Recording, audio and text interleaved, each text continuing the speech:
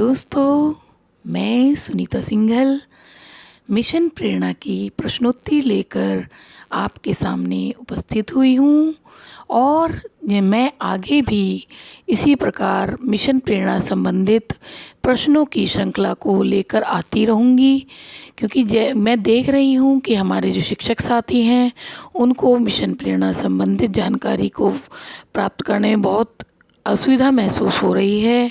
वो समझ नहीं पा रहे हैं कि हमको क्या याद करना है, क्या समझना है, कैसे करना है।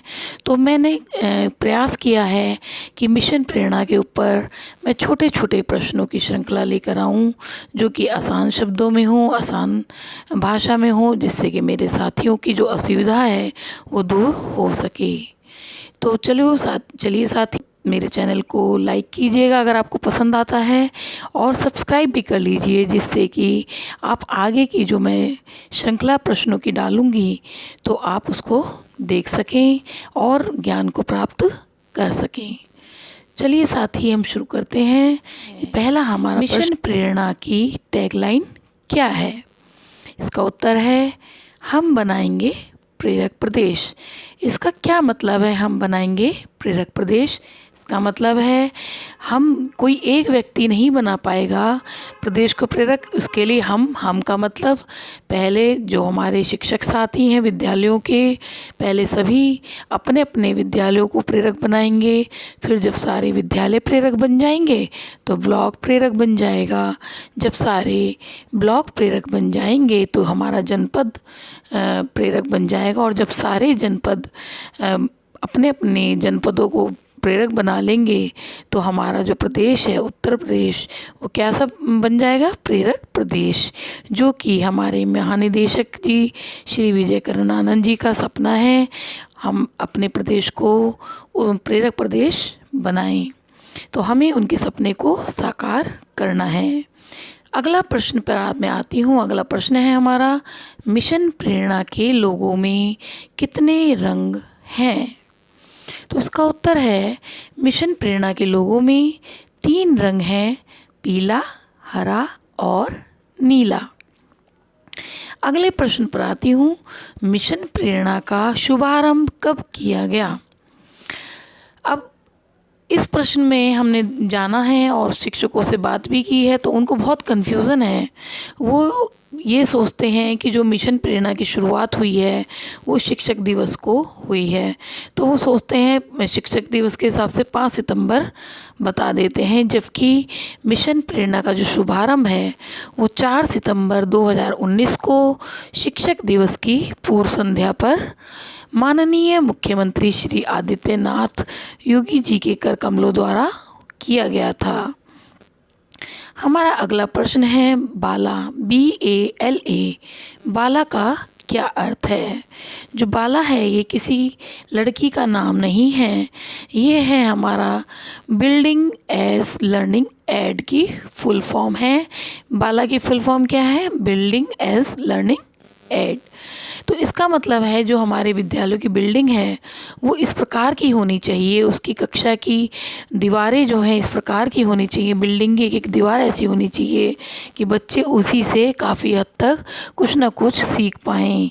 यानी कि जानकारी देने वाली, शिक्षण से संबंधित बहुत रोचक जानकारी देने वाले हमें TLM का उसमें दीवारों पर बनवाना चाहिए, तो हमारी जो बिल्डिंग है वो ही बोलती हो, पढ़ाई कराती हो। तो इसका मतलब है building as learning aid. Next question हमारा है, CBE क्या है? ये क्वेश्चन अधिकतर टीचर्स के लिए नया होगा। CBE का मतलब है कॉम्पिटेंसी बेस्ड एजुकेशन। कॉम्पिटेंसी का मतलब है दक्षता, यानी कि दक्षता आधारित शिक्षा।